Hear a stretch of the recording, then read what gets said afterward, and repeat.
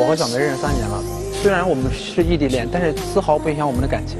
半年前，她突然给我提出来，她要去北京发展，但是在2个月前，我突然看到她空间里传了一些特别暴露的照片，我特不能接受，然后我就买了去那个北京的火车票。到了之后和我大吵一架，我非常不理解，然后我就觉得，好像是那边的生活把她给带坏了，要不然你就和我回徐州，要不然我就和你回大连。总之，这份工作你不能再做了。一次一次忽略我的感受，像不像刚才那位硕士啊？有点像啊，跟我回去吧。你要回到纯真年代，谁知道这背后又有一些什么？来，掌声请出这对恋人，掌声有请。男主人公阿坤，22岁，来自江苏，学历大专，是一位老师。女主人公小梅也是22岁，来自大连，她的职业是模特，学历是大专。来，有请2位。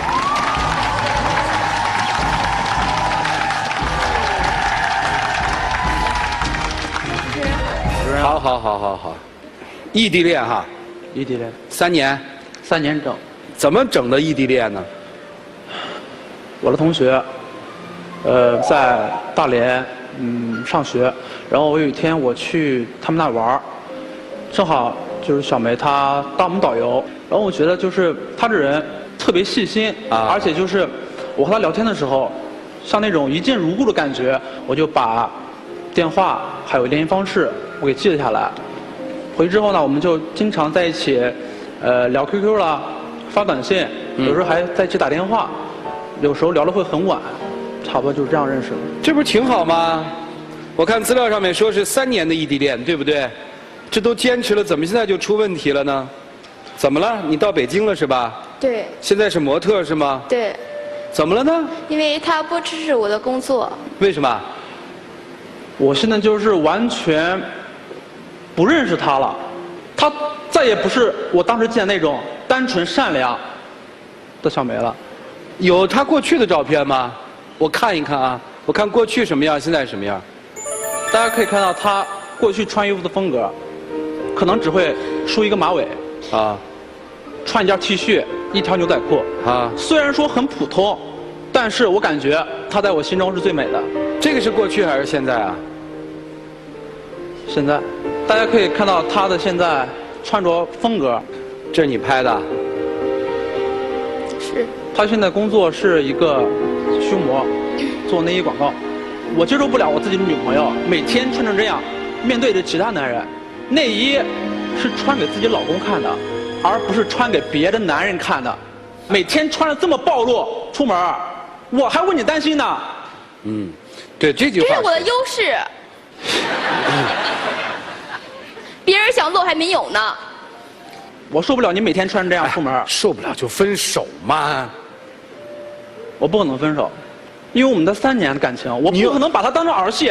你又不分手又受不了，那你想怎么着吧？我现在就想让他放弃北京的生活环境，还有一些朋友，跟我回去。回哪儿？回我老家徐州。哎，你怎么会做这个职业？他学的不是说是导游吗？是吧？不是，会计。会计哈，怎么做了这个职业了？半年前我来到北京嘛，然后我在网上找了一家模特公司，去面试，人家说我的自身条件很好，有优势有特色，我也比较喜欢这份工作嘛，然后我就继续下去了。哦，行了，你不要说你喜欢这份工作，有意思吗？天天这样。这很正常，好吧？他现在穿的还是比较正常点的，你没见平时穿的更暴露。我现在是他男朋友，我现在自己都 hold 不住。你 hold 不住了？我 hold 不住，就这么点冲突是吧？没别的了吧？你现在爱他吗？以前是非常喜欢他，但是现在不喜欢他了。为什么说这样的话？因为我想找一个成熟稳重的男人，他对生活上能指导我。难道我现在不能告诉你哪个是对，哪个是错吗？我感觉你还不够成熟。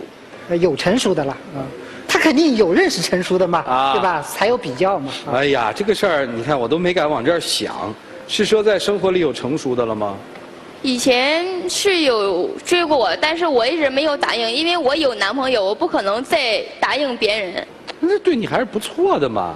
是啊，他对我确实很好。那不就完了吗？你这祝他发展的好吗？不放心到北京来陪着他不行了吗？我就是不允许我自己的女朋友做这份工作的，因为我害怕，我真的很害怕。我每天睡觉我都会担心。你担心什么呀？就像有一次，我就是发现，他在网上空间里上传一些特别暴露的照片，然后下面还会有一些不三不四的人去评论，有多暴露啊？很暴露。然后下面还会有一些人去评论，评论什么呀他们？是我的同事。评论那句话我实在是不想说出来。我这边看到了，我非常生气。我就问他，我说你在哪儿啊？为什么会上传那种照片？那边的环境特别的吵。我问他你在哪儿啊？我在酒吧。他回答了几句，就挂了电话敷衍我。我当时挂了电话，马上买到了去北京的火车票，就过来了。你发现了什么？我感觉他就变了。我第一眼看到他的时候，我都愣了，我真傻眼了。这是你吗？你怎么会变成这个样子？过去是过去，现在是现在，每个人都有每个人的圈子。你现在生活的好吗？现在生活挺好的。啊，你自己做这个职业，你开心吗？我现在我比较喜欢这份工作，这份工作也能给我带来快乐。你觉得你身边的一些朋友是在真心和你相处吗？他们对你好可能只是一时的，而我对你好是一辈子。他喜欢这个，你就放手让他去。因为我是一个传统的男孩子，他也非常了解我。如果他我不可能跟他回去。如果他跟我，人家不跟你回去怎么办吧？我一定会让他跟我回去的，因为我现在是在帮他。你听明白你男朋友这要求了吗？我不可能离开这份工作。我想找一个男人是支持我的工作的男人。什么样的男人支持你的工作呢？是不是有很多钱？是不是要钱？我不是，我从小家里条件也不是很好，你也不是不知道。我感觉这种生活我过够了。那我们可以回去，咱们用咱们自己的双手，咱们共同努力。我感觉这种很累，你知道吧？我感觉我现在这个生活很好。听听他们这些见多识广的老师们给你们提意见，好不好？来，一起进入丘比特问卷。陆琪老师，我挺能理解他，确实我也被人借机炒作过，但是我觉得你有一点很不好，你一棍子把这个圈子全打死了，这是不对的。我可以理解你哪一个方面，其实你在乎的不是说模特这个事业、模特这个行业，你不在乎这个，你在乎是他生活的改变。对，他进入了一个你不想让他生活的环境里面，他现在完全的变了。对，等于说你在看着一个人远远的离去，你觉得他在溺水。你觉得他已经沉到漩涡里面去了，所以要伸手把他拉回来，但他不觉得沉在漩涡里面啊。这说明了什么？说明了你们两个人价值观发生了变化。但我告诉你一点很不幸的消息，一个人价值观的改变是不可逆的。由俭入奢易，由奢入俭难。你现在所有能做的事情，要么就放手，你回你的单纯的小圈子去，很简单。你要么就是守着他，让他在这个圈子里面能够保持一定的底线，这是你可以做的。我个人觉得你的这个初恋的基础不牢靠，看上他是因为他单纯，对不对？他现在太性感了，他原先是在小城市，现在到了大城市，他以前没有发现自己的优势，现在发现了。以前他不知道这样的生活是怎么样，现在他喜欢上这样的生活了。这所有东西都在变化，一切都没有定论，所以你们的变化太多太剧烈，以至于你们的爱情就很脆弱了，对不对？通常说呢，爱情是要成长的，两个人在起步的时候是一个样子，但是有时候发展的时候是这样发展的，或者说一个南辕一个北辙，那这样的话，这个爱情还可能在一起吗？所以我个人觉得你们在这种观念上了有本质的区别，我不看好这一块儿。但是呢，我可以理解你，你们俩应该没有对错之分，你只是不能接受他现在的样子。这个其实很正常的。可是其实赵老师也知道，我也有类似的这样的一个经验或者体会。可是我和他我老婆也是模特，但是我用我的手段让她脱离了这个模特圈。我觉得她挺美的。而且呢，我觉得很多在场的人也觉得挺美的。你像一般模特，都全瘦。你看这姑娘，要哪儿有哪儿，我觉得很美。你认为别的男人看她是一种什么样的心情？你看她是一种什么样的心情？不是所有的男人看她都是像跟你一样的那个心情。你明白吗？她平时穿就能少，我说在生活中，而不是说在台上。生活当中大冬天他也穿成那么少，不一定。要胖人想穿成这样都穿不成。我跟你说，兄弟，我给你的建议就是陪他去发展，因为你在那个环境和在北京那个环境可能接受的环境不一样，受的感染力也不一样。那么你到这儿来，没准你改变的更多。当然这只是假设，我是希望你从理性方面去想一想，就是他变这样子，你是改变不了的。我跟你讲一个最鲜明的事儿哈。我今天其实我在化妆间见到他的时候，给我吓了一跳。不瞒大家说啊，看到那个服装的时候，我就跟曲伟他们说，我说这个肯定不可以，不可以。我就感觉他自己会觉得很美，他很自豪。其实他好像就挺为他那个身材自己骄傲的。其实如果是这样的话，我这么说他可能能接受。你穿的再少，不如你穿的再多一些，更让我们觉得你漂亮。因为这本身就是一个艺术的规律。朦胧的东西反而更美。你说他要穿一个长牛仔裤，穿一双高跟鞋，就穿一个紧身的 T 恤，是不是会比他那个暴露更漂亮？那个难道就没有诱惑力了吗？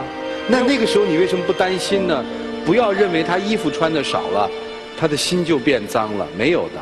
不信你问涂老师。美丽的外表，空洞的内心。我为什么这么说呢？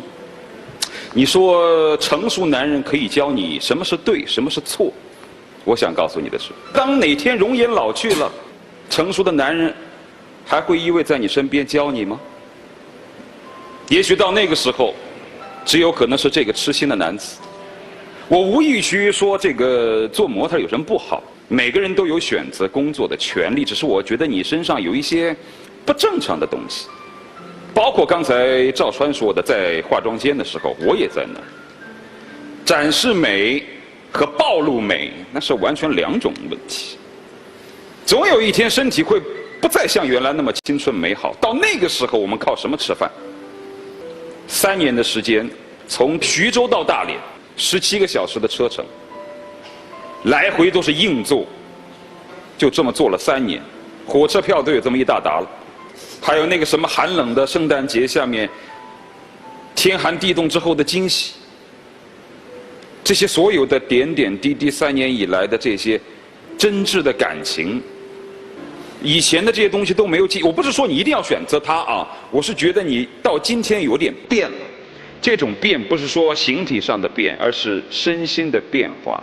你似乎和男生显得有那么的决绝，过去的一切都可以抛得一干二净。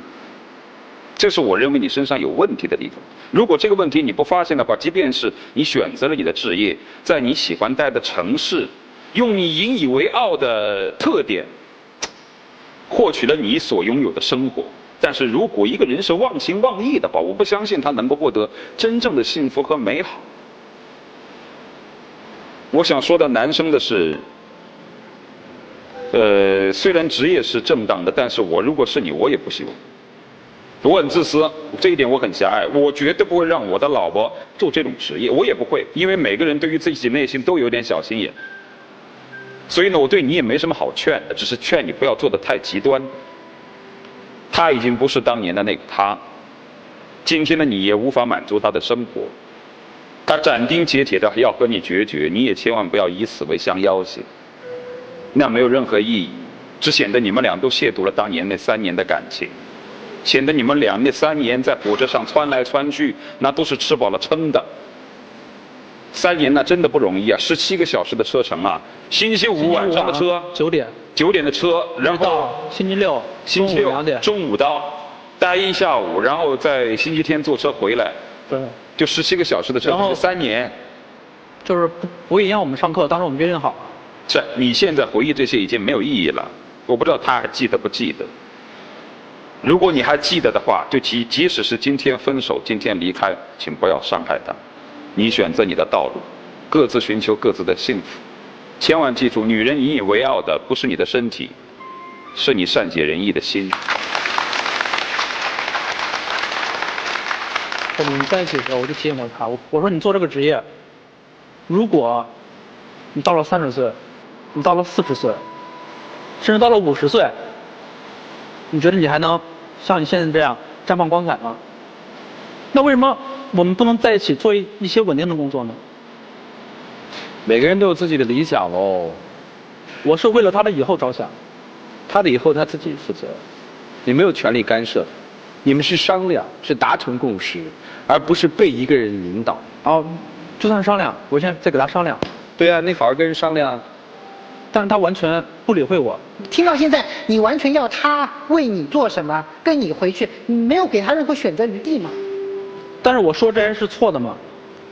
没有对错在这里面。这个有什么对错？他选择了模特，模特这个职业就是用身体作为创作工具的。作为一个普通的男性，我们谁都不愿意自己的妻子去从事这样的一份职业，因为确实觉得有点受不了，对不对？这很正常的嘛。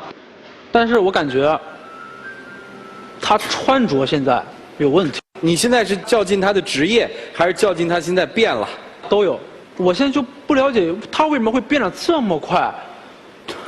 每个人都需要成长的。大学里的圈子和现代圈子完全是不一样的。大学里只是个单纯，现在这个圈子每个女孩都化妆，并且我还能跟她们有共同语言，还能聊得上来。这是我喜欢的生活。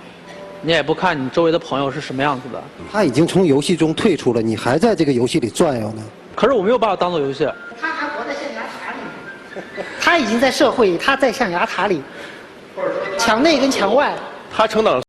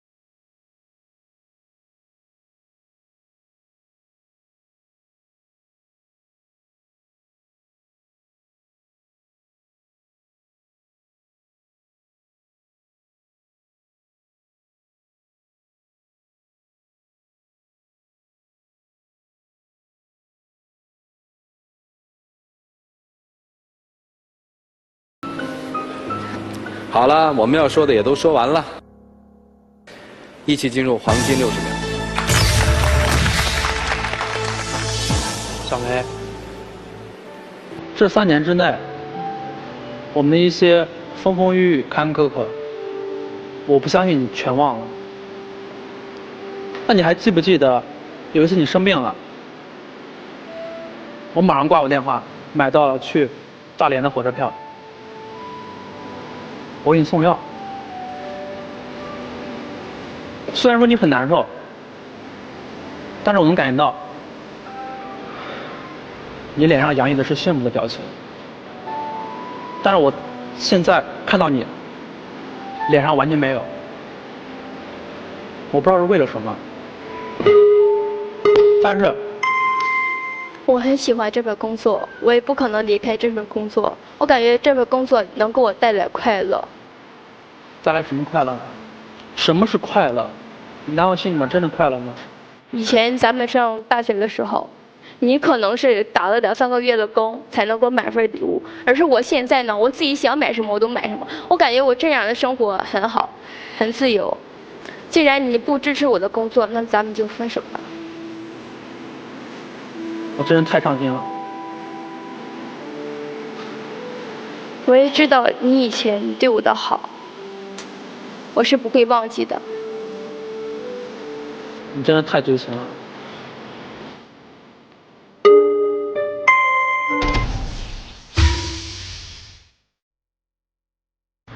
20年前我大学毕业，78块5毛钱，那时候一双耐克鞋200多，我1个月的工资就那么点儿，攒大半年的工资买一双耐克鞋，高兴得不得了。现在我1个月的工资，想买耐克鞋我就可以随时买，但是那个时候买耐克鞋的那种快乐再也没有。我就听你们这段表白的时候，我心里特别难受。我如果是你，我告诉你，我绝不出来。我现在知道你为什么说他变化快了。人要求财务自由没有错误，因为只有财务自由的人，可能才能获得一种更安全的自由，这是来自我们内心的。我们财务获得如果是靠我们的辛勤劳动也没有问题，但是我们的财务获得的途径如果出了问题的话，其实那不是真的自由，姑娘。我希望你考虑清楚，想吧，在未来的日子里不会再有这么一个痴情的小子会对你那么好。也许你会挣好多好多的钱，但是那个时候你突然会发现，你想跟一个人坐下来说2句知心话的时候都没有，有的都是冲你钱来的，或者利益来的，一群不知道什么样莫名其妙的人。那个时候你会更空虚。我们在生活里容易丢掉那个最本质的东西，千万别把这个丢了啊！谢谢2位，请回吧。有些东西留也留不住，知道吧？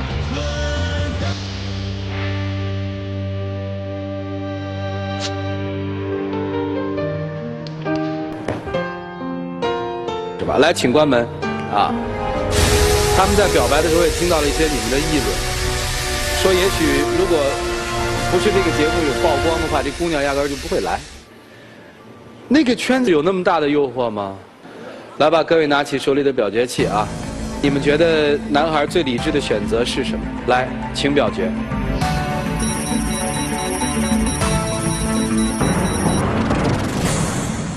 反对他们在现场85%的观众朋友都是这样的。刚才我们听到，从男生的这个门背后传来了一声喊，也不知道喊的是什么。让我们一起来数5个数，打开这道门，看看2位自己的选择是什么。一起来，5、4、3、2、1，请开门。